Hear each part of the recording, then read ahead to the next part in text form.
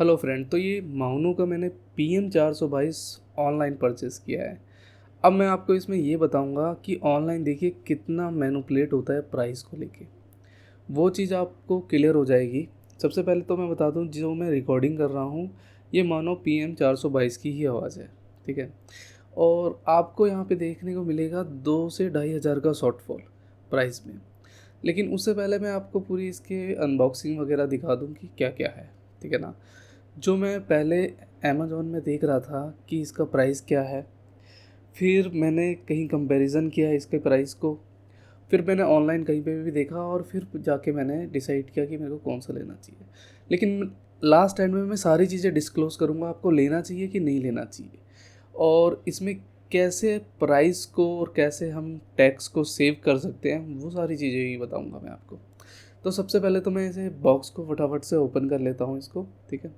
और इसमें दिखा देता हूँ कि क्या क्या स्पेसिफिकेशन और क्या क्या हमें बॉक्स के अंदर मिलता है। और ये माइक के कवर के लिए होता है, जो आपका डस्ट वगैरह है उससे प्रूव के लिए होता है। ठीक है ना।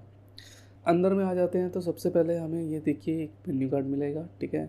फिर उसके बाद जो है एक कंडेंसर माइक मिलेगा, जो देखने में काफ़ी प्रीमियम लुक लग रहा है और काफ़ी हैवी भी है।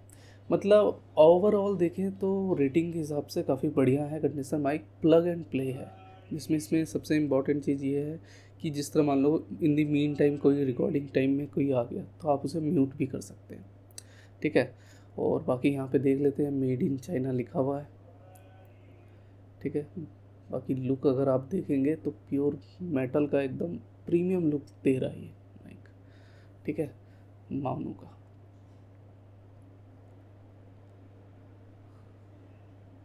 बाकी ये सारी एसेसरीज़ है और ये केबल है। केबल काफ़ी लंबी है और अच्छी केबल है, प्रीमियम।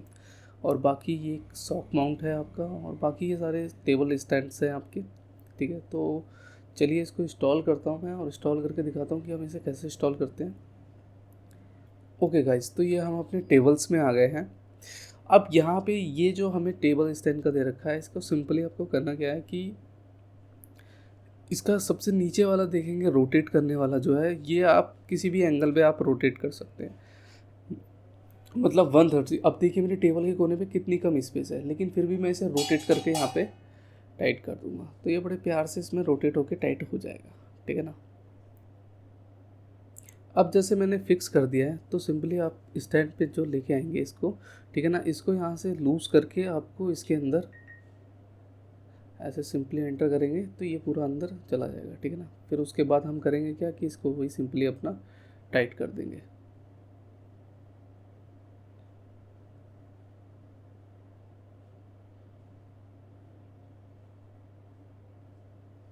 ये चला गया अंदर। ठीक है।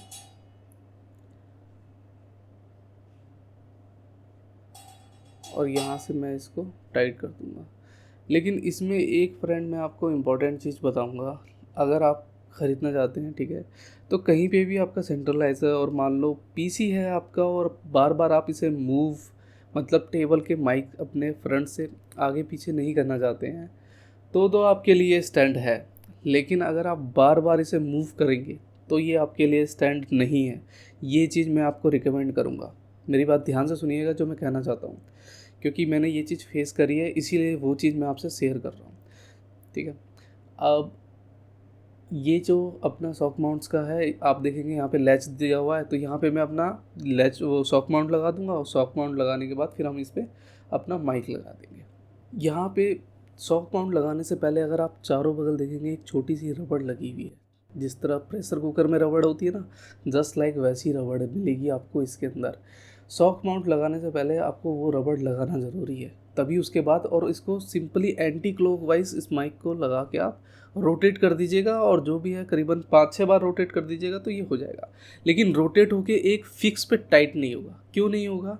क्योंकि ये रोटेट हमेशा होते रहेगा, एक एंगल पे सेट हो जाएगा लेकिन रोटेट पूरा टाइट नहीं होगा।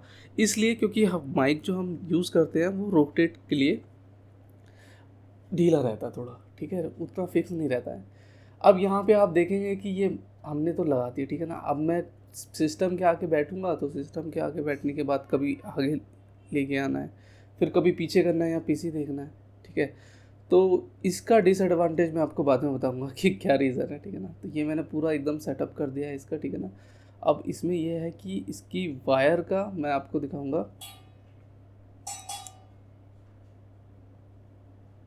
सबसे पहले बात कर लेते हैं इसके जो सामने जो है अपने वॉइस प्रोटेक्ट के लिए। वॉइस प्रोटेक्ट कुछ ऐसे लगेगा, और बहुत से लोग यूज़ भी करते हैं जो मतलब एकदम क्रिस्टल कहते हैं ना, वो सॉन्ग वगैरह जो यूज़ करते हैं उसके लिए होता है ये सब चीज़ें।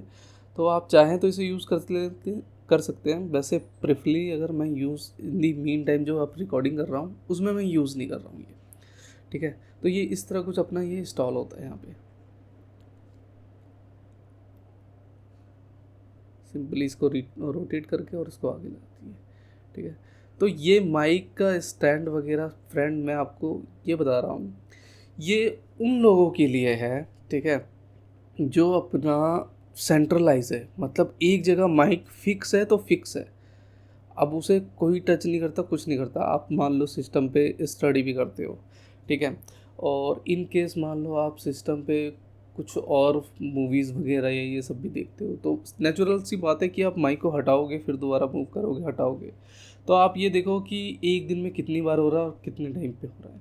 तो ये स्टैंड फ्रेंड आपके लिए नहीं है, और इसके लिए आपको दूसरा स्टैंड परचेस करना पड़ेगा।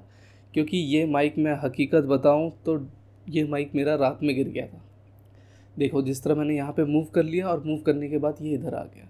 ये सारा एक्सपीरियंस करने के बाद, 2 हफ्ते एक्सपीरियंस करने के बाद मैंने कहा कि इसका चलो वीडियो बनाता हूँ मैं, ठीक है ना।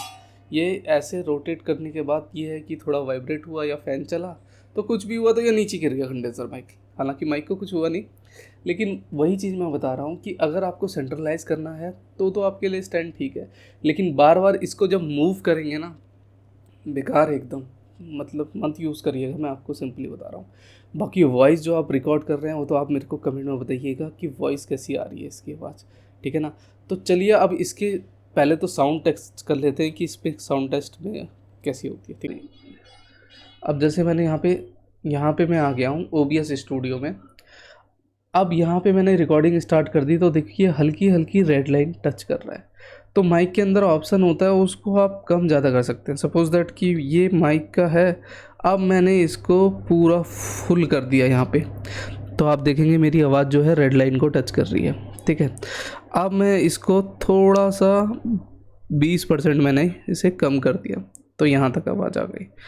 अब मैं इसको 20% और कम कर देता हूँ, तो आप देखेंगे कि मेरी आवाज़ जो आ रही है वो रेड लाइन को अब कम टच कर रही है, लेकिन कम टच कर रही है। और कम करता हूँ तो देखिए कहाँ तक आई मेरी आवाज़। अब मेरी आवाज़ जो है वो येलो लाइन को कम टच कर रही है। सॉरी, मेरा नाम म्यूट पे बटन दब गया था इसीलिए नहीं आ रही थी। अब मैंने पूरा कम कर दिया, पूरा कम कर दिया और कम कर दिया। ये मेरा एकदम लोएस्ट है एकदम, ठीक है ना। तो उस हिसाब से आप मेरे को कमेंट में बताइएगा कि आपको आवाज़ जो है वो कैसी लग रही है इन सब चीज़ में। तो ये तो हो गया आपका माइक के ऑडियो का, ठीक है ना। अगर मैं यहाँ पे इसके साइड पे जा रहा हूँ और मैं इसके साइड से बोल रहा हूँ यहाँ पे, तो आप देखिए कैसी आवाज़ आ रही है। अगर मैं इसके पीछे से बोल रहा हूँ तो देखिए कैसी आवाज़ आ रही है।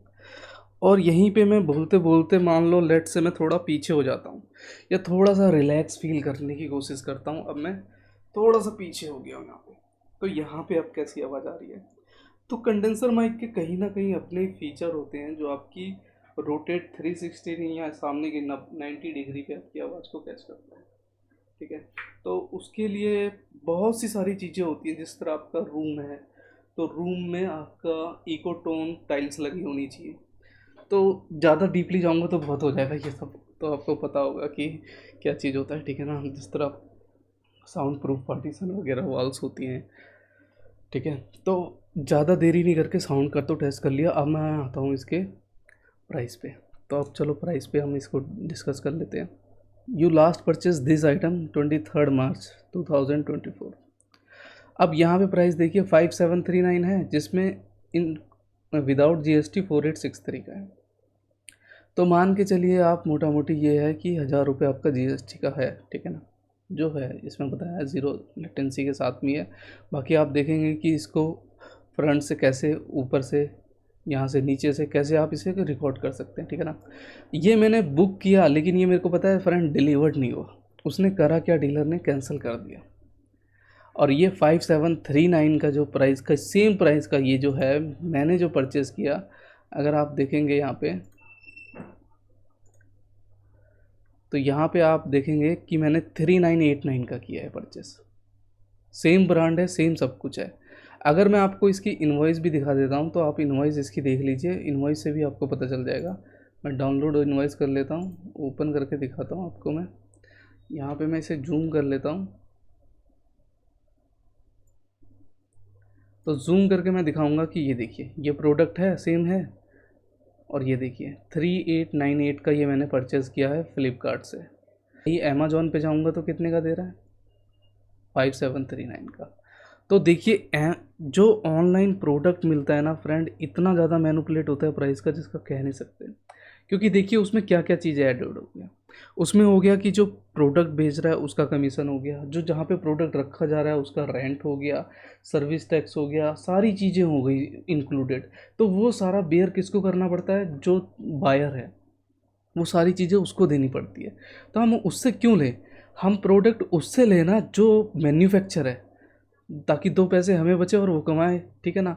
अब जो ये नए नए जितने भी सेलर बन जाते हैं ना, ये करते क्या हैं कि सेलर बन तो जाते हैं ठीक है, और उसी प्राइस को उठा के उसमें कर देते हैं और अपनी रेटिंग जो है वो ज़्यादा कर देते हैं। कैसे कर देते हैं, क्योंकि वो अमेज़ॉन FBA कर देते हैं। अब पूरी डिटेल में मैं बाद में बताऊंगा, कभी FBA करके देखना, क्योंकि मैंने किया हुआ है। इस सब चीज़ का मेरे को पता है कि वो रेट कैसे ज़्यादा करके आपको मिलता है। तो कोई भी चीज़ एक्सप्लोर करने से पहले, मैं बाय करने से पहले एक्सप्लोर करिए, ठीक है ना। अब मैं ये कहता हूँ कि मान लो आप ये प्रोडक्ट खरीदते, सपोज दैट आपके पास वो ऑप्शन नहीं था, ये खरीदते, लेकिन GST नंबर के साथ खरीदिए फ्रेंड। उस पर GST का बिजनेस अकाउंट बनाइए, अमेजोन पे कुछ भी बनाइए, लेकिन आपका जो है 1000 रुपये GST का तो बचेगा। नहीं है आपके पास GST तो कलीग फ्रेंड कोई भी है उससे लीजिए GST नंबर, लेकिन GST का अमाउंट जो है वो क्लेम करिए। कैसे कर सकते हैं, अगर मान लो आपके पास नहीं है तो किसी फ्रेंड या उसके बोलो उसके नाम पे, आपको वारंटी चाहिए ना, लीजिए उसके नाम पे, बोल दो जितना GST अमाउंट आएगा तो मेरे को दे दियो भाई, ठीक है, मैं आपके नाम पे ले रहा हूँ और बिल ले लीजिए। वारंटी तो आपको मिल ही गई, उसका GST क्रेडिट इनपुट उसको मिल जाएगा, वो अपने सेल में से लेस कर लेगा। तो इस तरह आप साल में कितने भी प्रोडक्ट खरीदते हैं तो उसका सेविंग का जो है आपको GST का बेनिफिट तो मिलता है ना। तो आप ये देखिए कि आप 5000 का, 6000 का साल के कितने प्रोडक्ट परचेस कर लेते हैं। तो मैं तो कहता हूँ कि मैक्सिमम से मैक्सिमम अपना पैसा सेव करिए और GST नंबर ज़रूर लीजिए और GST क्लेम करिए, ठीक है फ्रेंड। तो ऐसी ही एक नई इंटरेस्टिंग वीडियो के साथ मिलूँगा, ठीक है। तो मेरा मोटिव यही रहता है कि कैसे हम मैक्सिमम पैसा बचा सकें, क्योंकि इस चीज़ का एक्सपीरियंस मेरे को काफ़ी है, क्योंकि मैंने रिटेलिंग इन सब चीज़ में काफ़ी ज़्यादा एक्सप्लोर किया हुआ, ठीक है। तो ऐसी एक इंटरेस्टिंग वीडियो के साथ मिलूँगा, ठीक है, तब तक के लिए बाय।